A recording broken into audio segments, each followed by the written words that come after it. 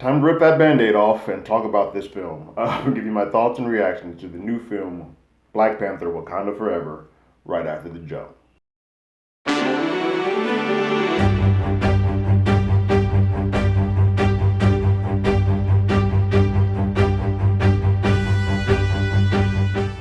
Hello everyone, Terrence here with Hollywood Already Did It. If you haven't already, go ahead, like, share, subscribe to the channel, leave a comment, ring that bell below. Anytime we have something, you will be among the first to know. Yeah.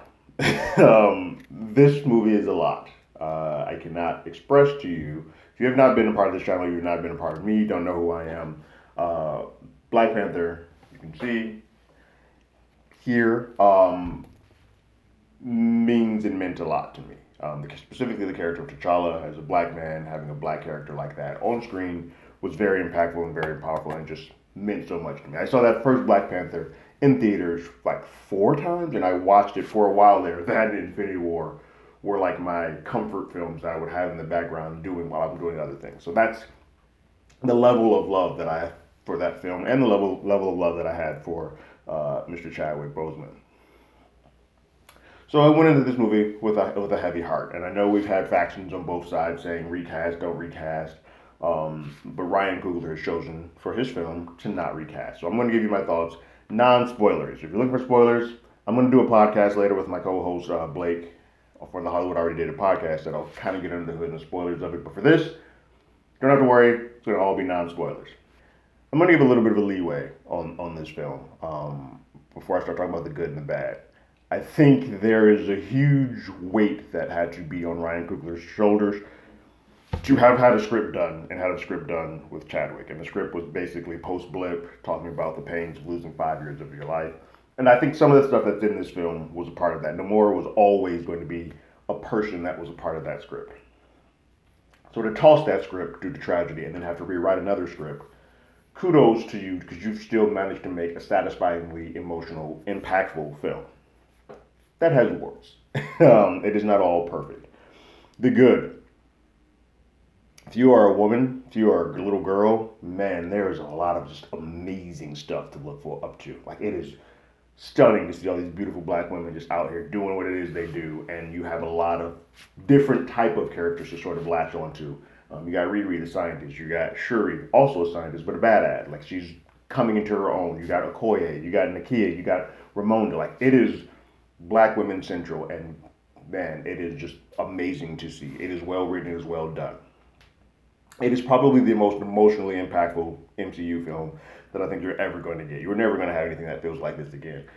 It deals with grief on a lot of scales. And then, as a person who's had grief, had loss in their life, it is hard. It is rough. It is, you go through bouts of anger, and you get all of that sort of wrapped up in this film. You're angered. You don't know where your anger should be lashed out to, and then you find someone to lash out on, and you're like, am I doing this correctly? You don't know when to grieve. You don't know when to let go. You don't know when to sort of come at peace with it. All of that is here, and it is emotionally done well and knocked out of the park. I think the first hour and a half, or first act and a half of this film is some of the best stuff I think Marvel's done in quite some time. It is stunning to look at. It is gorgeous, and it has me engaged from start to finish.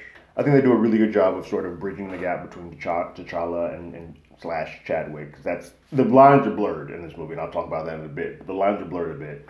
But they do a good job of sort of getting him off the board and then kind of telling the story that they had there. Namor is fantastic. That is a brilliant character. They introduce him well. It feels like, yes, this is almost a part of his film as well as it is theirs. But he's handled masterfully, and I think he is going to be a character that I would love to see more and more in the future. He is powerful as hell, and it's fun to watch him do his thing. It is good to not always have everybody who is sort of the mirror image of the other. Like with Black Panther 1, Killmonger and T'Challa are basically each other's reverse version of each other. This one you have somebody that is completely different, and it kind of gives a better play on the action that can sort of take place in this. Speaking of the action, Coogler's learned his lesson. The action in this is significantly better than the action that was that was occurring in the first film. I think we all can kind of point to that final sequence in the train that kind of felt like we were watching two just putty video game characters fight each other. Here, everything's done a lot better. The CGI looks good. This is a fully fleshed out and fully rendered and well directed and shot film. Like, it is stunning to look at. Angela Bassett. What the hell? My God, woman. You are phenomenal. She was acting her ass off in this film. It was stunning to watch. There's a sequence, and I'm not going to tell. You'll know it when you get there. You see it. It's going to hit you in the damn face. And you're going to be like, yo, I don't care what you have to do. I need you to cut that, clip that off, send that off to the Academy Awards. And be like, hey, yo, Angela Bassett is here. And she's still about that life. She is phenomenal. She is the gravitas that once you take Chadwick off the board, she is the one that sort of holds up this film by having some sort of weight to her. Like, you believe anything that she's doing, everything that she's doing, you feel her. The mother, the loss of a mother, everything is there. When she's on this film, man, you are in cloud nine because you feel like you're in safe and capable hands as this movie goes along. I also do enjoy Riri. I like her characterization. I do like Dominique playing her. But I will use her as my bridge to sort of get into the bad of what I don't like. She's not necessary for this movie. Riri is utterly not important to this film. You could easily give that character off to someone else, and I think spend a little bit more time fleshing out and establishing some of the issues that I have with the overall mantle passing of the Black Panther. I think that is where this movie sort of loses me. The back half of this film, the second act, I don't love as much as I did the first act. I think there's an inciting incident that occurs, which I'm not spoiling for anybody, but there's an inciting incident that occurs that kind of changes the trajectory of this film. And it loses a little bit of the weight that it has.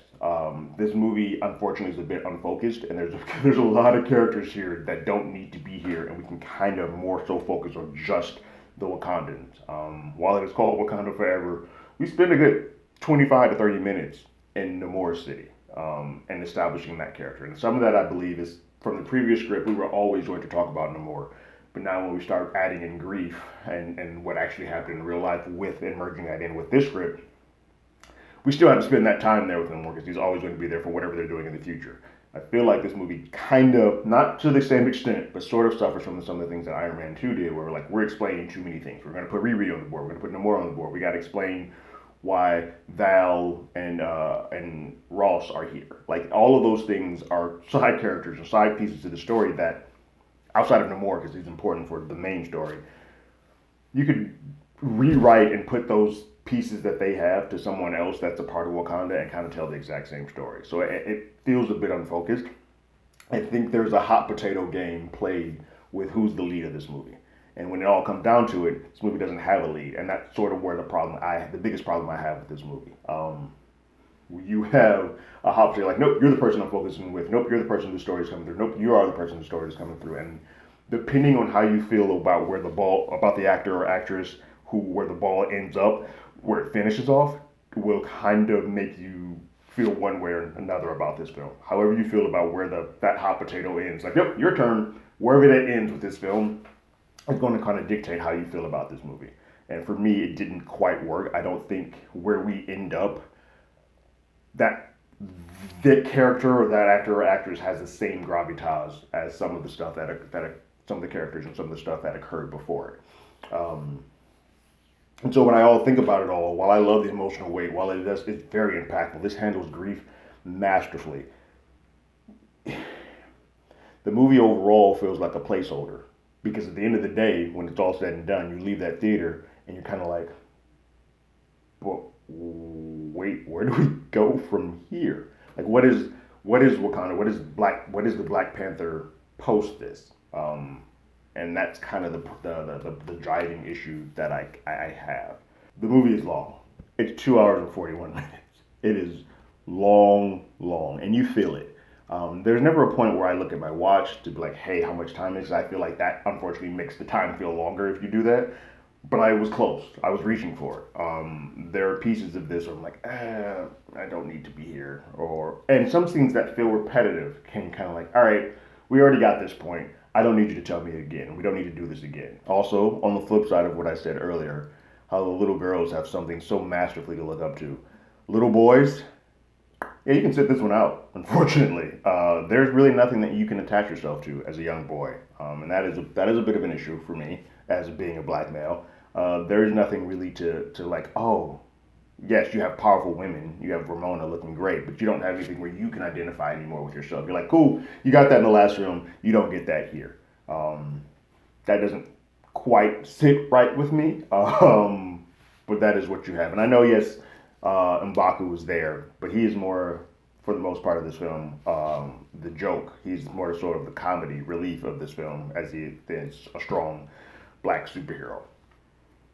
The Chadwick of it all. I think it's handled well. I think you do play a little fast and loose with how close you blur reality with what actually happened. I don't necessarily mind them saying that there was a disease and kind of mirror parallel that it was cancer. I don't really have that much of an issue with that. It's kind of playing too close to home and playing reality versus fiction. And it feels a little cheap at times, but I think it is handled with care. These people all love Chadwick, and there's nothing that feels intentionally painful or intentionally trying to cause harm to that family. Everybody here cared about him. The cast, crew, I think the family also signed off on this. So there's care that has been done here. My only complaint is that T'Challa was such a powerful character. To have him off the board or to have him leave this world off camera feels odd. And I know there's nothing you can really do about it. There's nothing, but just you automatically open behind the eight ball of this film when you open and you don't have any type of you're taking him off the board without actually seeing him. And so there's a huge loss or weight right out the gate. And it has moments where it recovers from that. But then when we get back to the back end of the film, and you start realizing like, oh, none of the people that we're choosing to put this hot potato that I mentioned earlier in their hands, none of these people feel like they're capable of carrying this franchise for the future. It works for this film, this one-off, because we're all in pain, we're all in grief, and we need to kind of have closure. Perfect. For the future, not so sure the way that this was all kind of handled feels right. I'm not going to spoil the post-credit sequence that happens here. There is only one in the mid-credits. I'm just going to say I hate it. That's all I'm going to say. If you want more about that, you can listen to the podcast when I talk about it. But it does not work for me. All in all, I think this is a very satisfying, emotionally tied up film. It works on a lot of levels, and there are a lot of levels that it doesn't work. I don't think this has the same.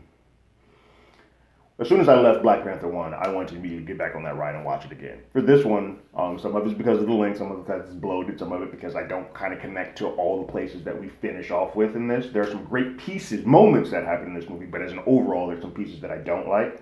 I don't have a rushing to go back to this. So on my scale of play it again, cinema, meh, I didn't mind that. Or once is enough, or give me a time zone so I never have to think about this film again. This falls in that, meh, I didn't mind that. Like, this is a really good film. But I don't think it has the value that I'm going to go back and watch it multiple times again. I'm not going to have this going on in the background. I'm not. There's some cool action sequences. I love them more. But as an overall story, once the first act of this movie ends, I'm like, all right, let's get on with it, because I no longer have a character that I truly want to pay attention to once we switch focus of who's what.